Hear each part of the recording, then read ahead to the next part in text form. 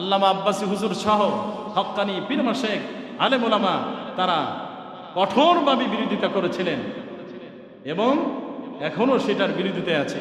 আর আমাদের আব্বাসী হুজুরের আলোচনা এই ইসকনের ক্ষেত্রে আরো কয়েক বছর আগে, 4-5 বছর আগে থেকেই তিনি বলে আসতেছেন যে ইসকন মুসলমানের শত্রু, স্বাধীনতার শত্রু, তারা বাংলাদেশের শত্রু। আল্লাহর ওলির কথা, আল্লাহর হাবিবের আওলাদের কথা সত্য বলে প্রমাণিত হয়েছে।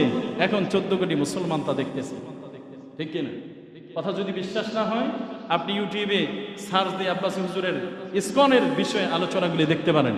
লেকচারগুলি কয় বছর আগে থেকেই দেওয়া। তারা মুসলমানের শত্রু, স্বাধীনতার শত্রু। তিনি যত লেকচার দিয়ে আসতেছেন অধিকাংশ লেকচারগুলি সত্য প্রমাণিত হচ্ছে। আপনারা দেখেন, নিউজগুলো দেখেন, হুজুরের লেকচারগুলি শুনেন।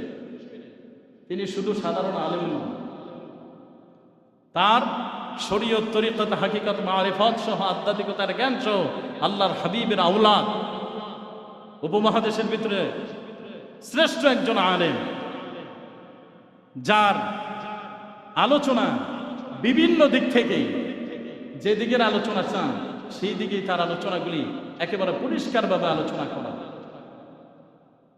দেখেছেন তো, বুদ্ধিজীবীদের সাথে ডিবেটে বসেছিলেন, সেখানেও আল্লামা আব্বাসী হুজুরের যেই জ্ঞান গর্ব, যেই যুক্তি, যেই এভিডেন্স তিনি ব্যবহার করেছেন, সেখানে বুদ্ধিজীবীগুলি তারা শোচনীয়ভাবে পরাজয় হয়েছে, ঠিক কিনা বলেন?